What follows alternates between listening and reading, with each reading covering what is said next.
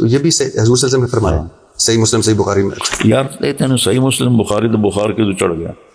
کتنی حدیث ہیں لگتا ہے تو میرے سے تو زیادہ ہی متاثر ہو گئے ہیں. اب پھر ریلیونٹ باتیں کر رہے ہیں. نہیں میں سر یہ ریلیونٹ نہیں ہے, یہ فضائل اعمال ہے سر. ایک ہمارے بہت بڑے جو ہم جن کی بہت 5-7 بر اعظموں میں تبلیغ ہو رہی ہے, ان کا نصاب ہے. اس نصاب میں یہ ہمیں یہ بابوں کے تڑکے لگا کے, یعنی سواریاں آپ نے بٹھائی مکہ مدینہ کی اور اتارا کہ. میں آپ سے ایک بات کروں. جی سر. یہ لفظ آپ لے رہے ہیں مرزا صاحب سے. نہیں میں نے سنا لیکن میں نے پڑھا. بات سن پھر خود پڑھا نا. میری سن. جی سر.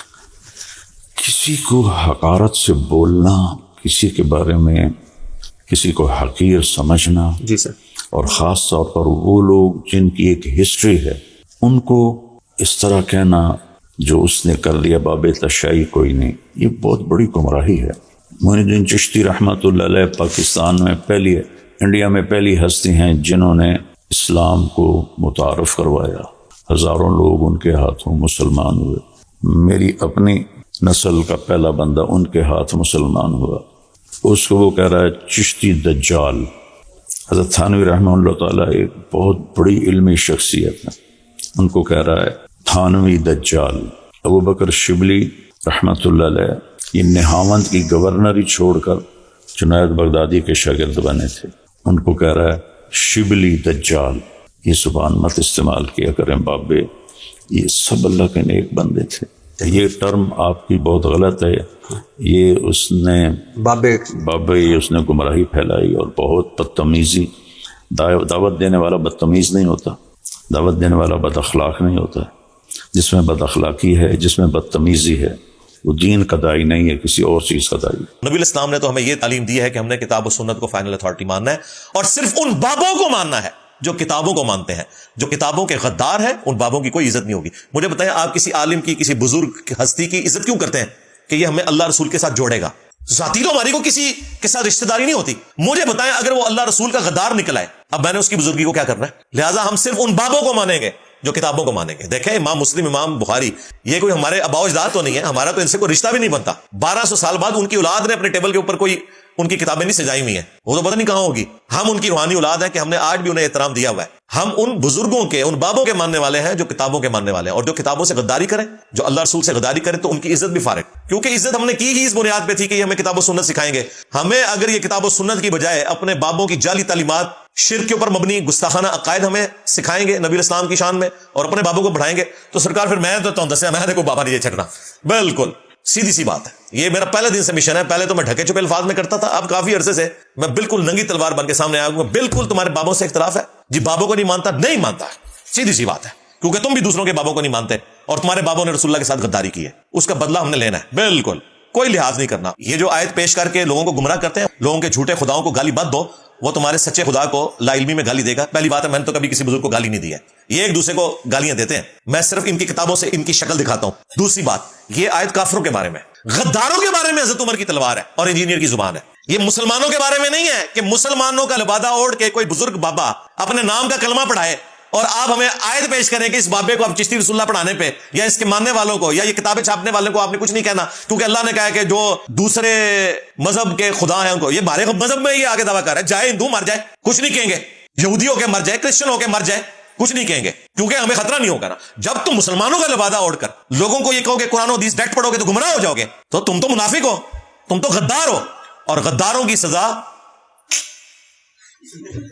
یہ آج کافر ہونے کی اناؤنسمنٹ کر دیں. واللہ میں ان کو ڈسکس کرنا بھی چھوڑ دوں گا. میرا ان سے جھگڑے یہ ہے کہ انہوں نے بزرگی کے نام کے اوپر انہوں نے اپنا شیطانی مذہب یہاں پہ پھیلایا. بار بار اکساتے ہیں, نہیں جی سب باہر نکلو, باہر نکلو, تھوڑے کریں وڑ گیا میں, چیک کرو اپنے بچیاں دے موبائل وچ وڑے آ جائے, میں باہر نکلو. اور یہ جو چاند ایک کوئی شریف قسم کے لوگ ہیں جو کہتے ہیں جی انجینئر صاحب ذرا ہاتھ اولا رکھو, اولا ہاتھ رکھ کے تسی 1200 سال گمراہی دیکھ لیجئے تے پارے ہاتھ دا کمال دیکھا جائے.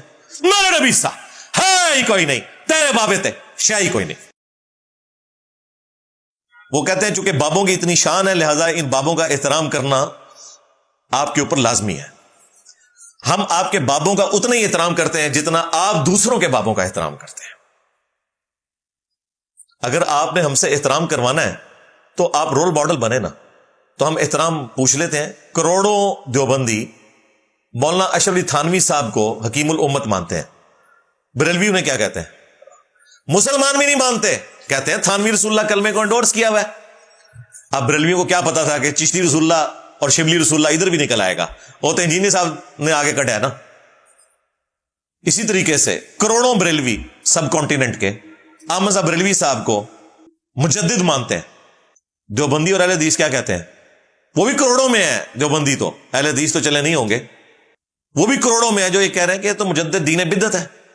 تو یہ لوگ ایک دوسروں کے بزرگوں کا احترام نہیں کرتے اور ہم سے یہ ڈیمانڈ کرتے ہیں ہم ان کے بزرگوں کا احترام کریں. ہم بے احترامی نہیں کر رہے, ان کے کرتوت لوگوں کو بتا رہے ہیں جو گن پوائنٹ میں نے نہیں ان سے کتابوں میں لکھوائے. ایک دوسرے کو جو یہ گالیاں دے کے گئے, کفر کے فتوے لگا کے گئے, آج لوگ کہتے ہیں انجینئر صاحب فتنہ کھڑا کر رہے ہیں. میں نے فتنہ اس صورت میں کھڑا کیا ہوتا جب میں ان بزرگوں کی کتابوں کو کسی غار سے دریافت کر کے نا تو میڈیا پہ لے آتا. تم لوگ آج تک پرنٹ کر رہے ہو اور فخریہ بتاتے ہو کہ یہ ہمارے عقیدے ہیں, ہم دوسروں کے بارے میں یہ سوچتے ہیں.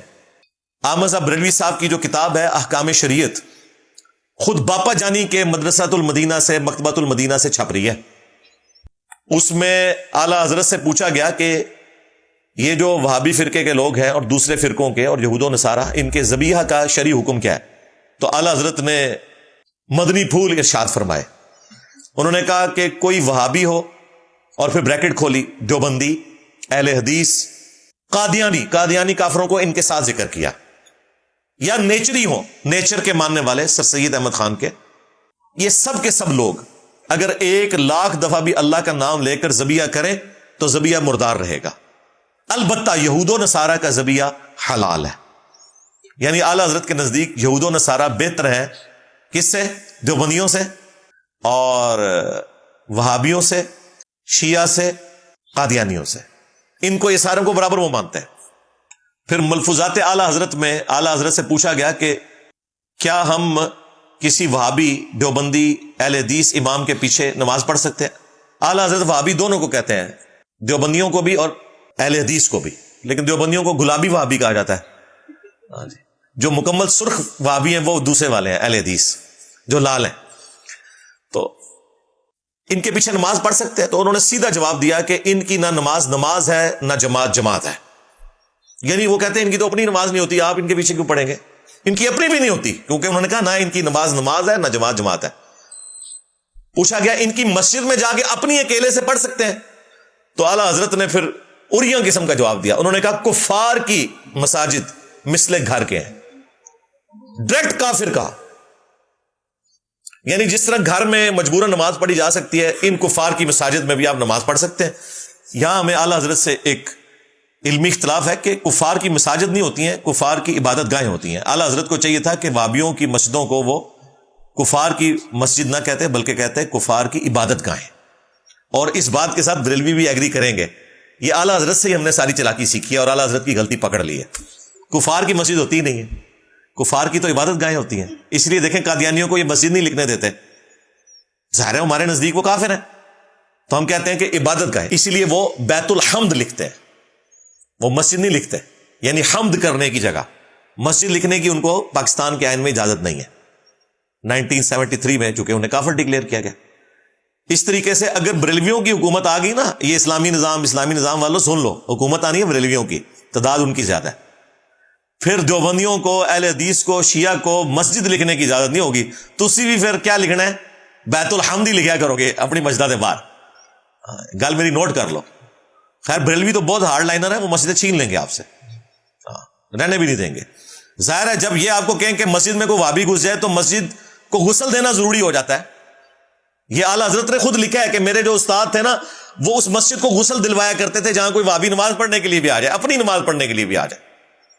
پھر تیسرا سوال ہوا کہ ان کی اذان, انہوں نے کہا کہ ان کی اذان بھی نماز کی طرح باطل ہے. ہاں اللہ کا نام آ جائے, رسول اللہ کا نام آ جائے تو آپ عز و جل یا صلی اللہ علیہ وآلہ وسلم کہہ سکتے ہیں, باقی اذان کا کوئی جواب نہیں دینا. اور بقول ہمارے بابا جی کے, چھڑ دیو وابیاں دی اذان دا کی احترام, یہ تے سوراں دے سور نے. کہنا انہاں بڑے دا اخلاص منگو تو بڑے بڑے لوگ ہم گداواں نو خیر پا ہی دیں. چلو جی چلیے, او وابیاں دی اذان اے دا کیڑا ادب ہے, اے تے سور چلو. جس طرح انسانوں میں اور باقی مخلوقات میں سے پلانٹ ارتھ پہ سور سب سے بدترین مخلوق ہے, سور کے اندر اگر کوئی بدترین مخلوق ہے تو وہ وہابی ہیں. اس لیے ان کی اذان کا کوئی احترام نہیں. یہ بابا جی نے فرمایا تھا. تو ظاہر بابا جی نے اعلیٰ حضرت کے نامکمل مشن کی تکمیل کی ہے. پھر اعلیٰ حضرت نے جو حسام الحرمین میں علماء دیوبند کے اوپر کفر کے فتوے لگائے, اس سے آپ کو پتہ چل جائے گا کہ انہوں نے کتنا احترام کیا ہے. اشرف تھانوی صاحب کو بھی اس میں کافر ڈکلیئر کیا گیا, اور جواباً انہوں نے بھی کوئی کسر نہیں چھوڑی. حسام الحرمین, حرمین کی تلوار, اس کے مقابلے پہ انہوں نے لکھی المحنت علی المفنت, ہند کی تلوار ایک پاگل سٹھیائے ہوئے بابے احمد بریلوی کے اوپر.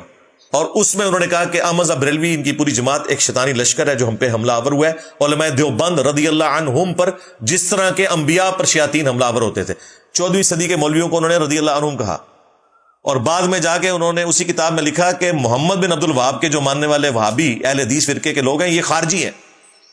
آج ریالوں کے چکر میں ایک ہو گئے, پہلے یہ ایک دوسرے کو اسی طریقے سے کہا کرتے تھے. کتابوں میں ابھی بھی یہی لکھا ہوا ہے.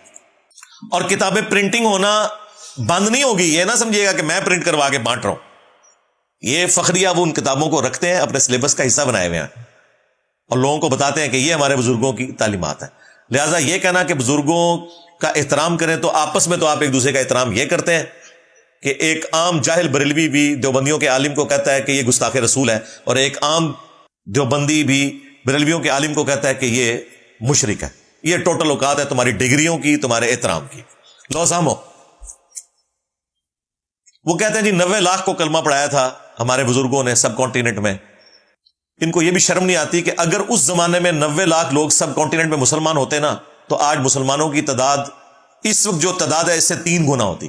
آج بھی سب کانٹیننٹ میں 80% نان مسلم ہے, 20% صرف مسلمان ہے.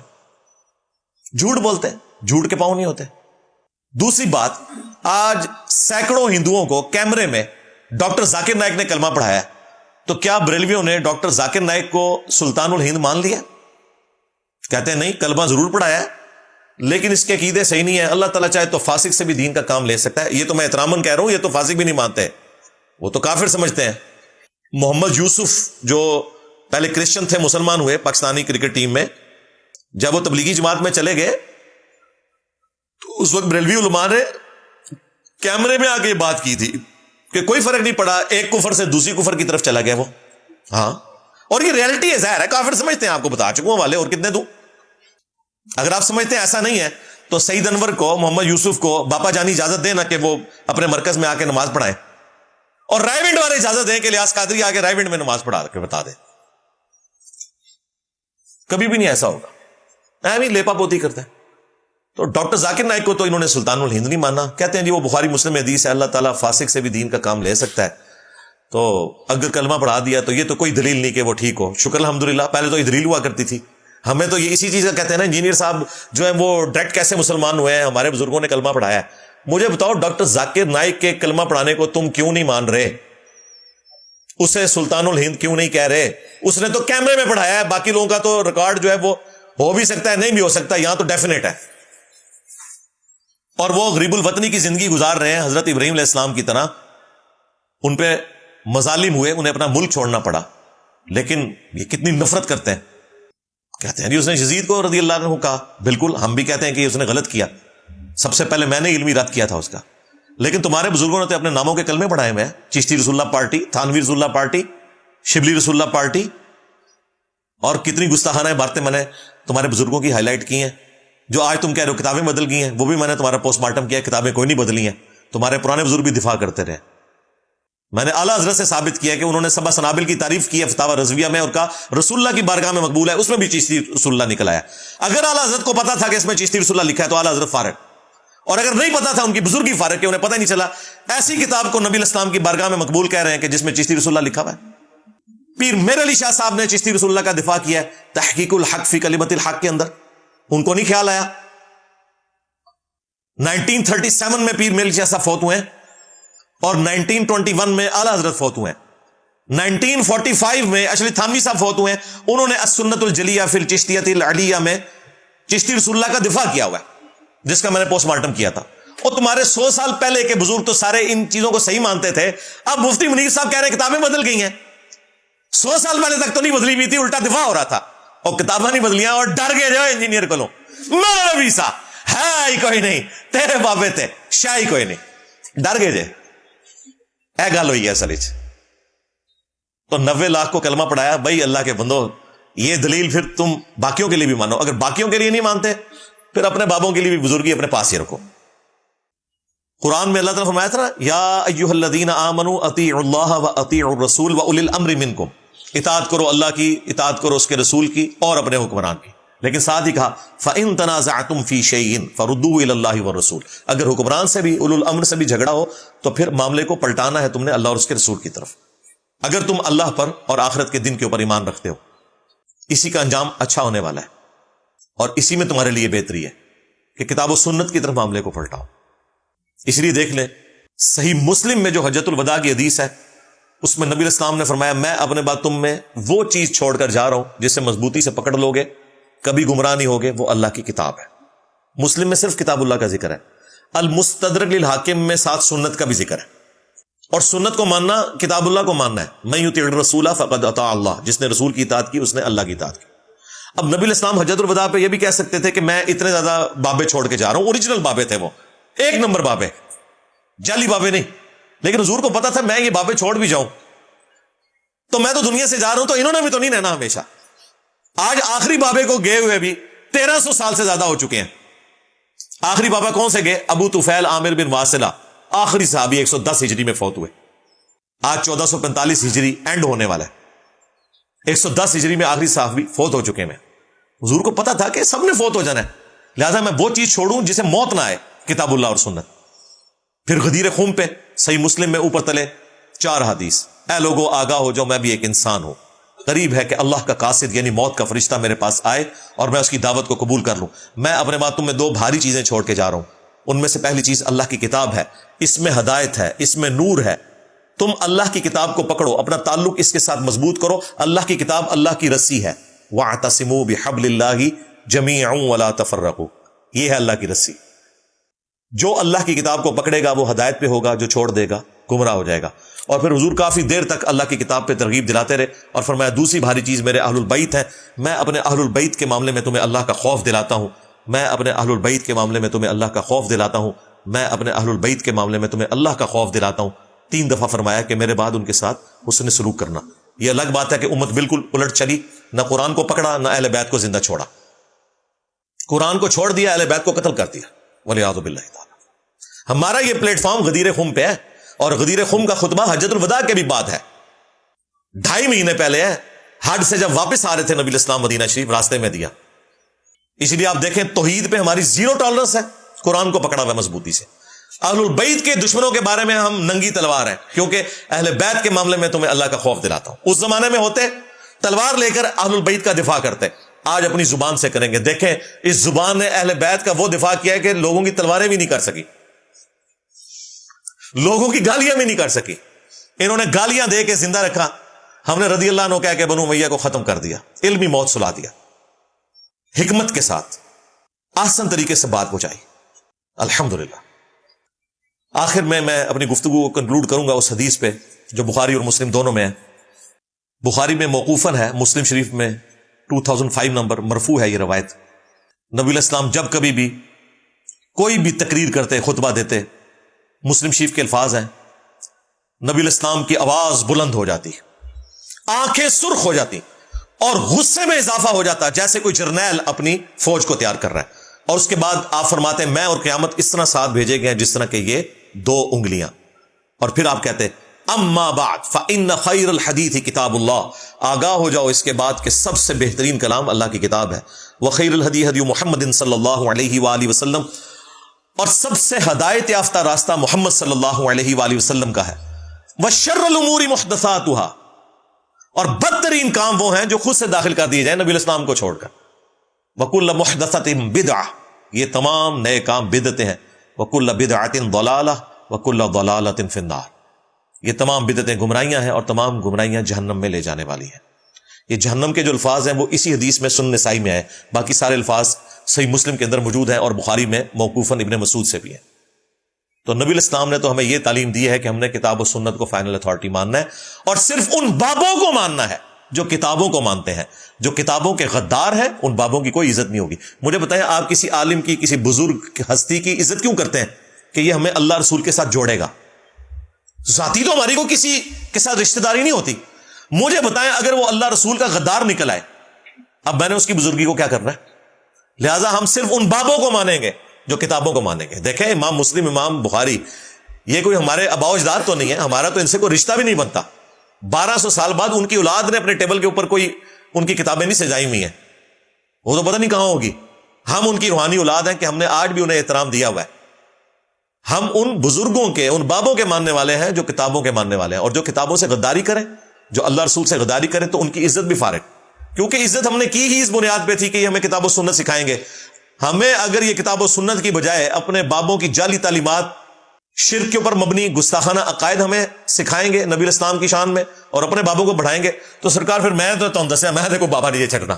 بالکل سیدھی سی بات ہے. یہ میرا پہلے دن سے مشن ہے. پہلے تو میں ڈھکے چھپے الفاظ میں کرتا تھا, اب کافی عرصے سے میں بالکل ننگی تلوار بن کے سامنے آیا ہوں. بالکل تمہارے بابوں سے اختلاف ہے جی, بابوں کو نہیں مانتا, نہیں مانتا, سیدھی سی بات ہے, کیونکہ تم بھی دوسروں کے بابوں کو نہیں مانتے, اور تمہارے بابوں نے رسول اللہ کے ساتھ غداری کی ہے, اس کا بدلہ ہم نے لینا ہے. بالکل کوئی لحاظ نہیں کرنا. اور یہ جو چاند ایک کوئی شریف قسم کے لوگ ہیں جو کہتے ہیں جی انجینئر صاحب ذرا ہاتھ اولا رکھو, اولا ہاتھ رکھ کے تسی 1200 سال گمراہی ویکھ لیجئے تے پارے ہاتھ دا کمال دیکھا جائے. میرے نبی سا ہے ہی کوئی نہیں, تیرے بابے تے شے ہی کوئی نہیں. جی ہاں, اور یہ نبی اسلام کا سٹائل ہے ممبر کا. ویسے آپ مجھ سے ملیں تو میری تو طبیعت انتہائی مزاحیہ ہے, میں بڑے اچھے طریقے سے لوگوں کے ساتھ بہیو کرتا ہوں, لیکن ممبر کا ایک تقاضا ہے. بالکل یہ جو آیت پیش کر کے لوگوں کو گمراہ کرتے ہیں, وَلَا تَسُبُّوا الَّذِينَ يَدْعُونَ مِن دُونِ اللَّهِ فَيَسُبُّوا اللَّهَ عَدْوًا بِغَيْرِ عِلْمٍ, لوگوں کے جھوٹے خداؤں کو گالی مت دو, وہ تمہارے سچے خدا کو لا علمی میں گالی دے گا. پہلی بات ہے میں نے تو کبھی کسی بزرگ کو گالی نہیں دی ہے, یہ ایک دوسرے کو گالیاں دیتے ہیں, میں صرف ان کی کتابوں سے ان کی شکل دکھاتا ہوں. دوسری بات, یہ آیت کافروں کے بارے میں, ذہن میں رکھیے گا کہ کافروں کے جھوٹے خداؤں کو آپ نے گالی نہیں دینی, ورنہ وہ آپ کے سچے خدا کو دیں گے. غداروں کے بارے میں حضرت عمر کی تلوار ہے اور انجینئر کی زبان ہے.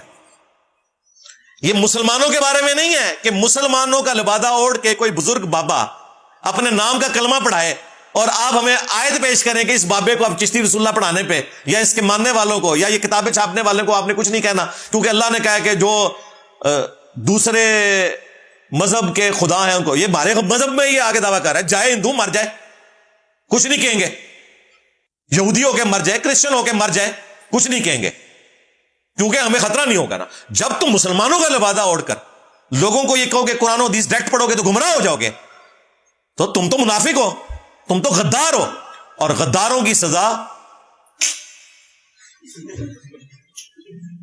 یہ حکومت وقت کا کام ہے. میں اپنی زبان سے کر رہا ہوں, اور زبان کا زخم نہیں بھرتا, تلوار کا زخم تو بھر جاتا ہے. تو میری زبان نے جو ان کے ساتھ اللہ کے فضل سے کر دیا ہے وہ انہیں اندازہ ہو گیا.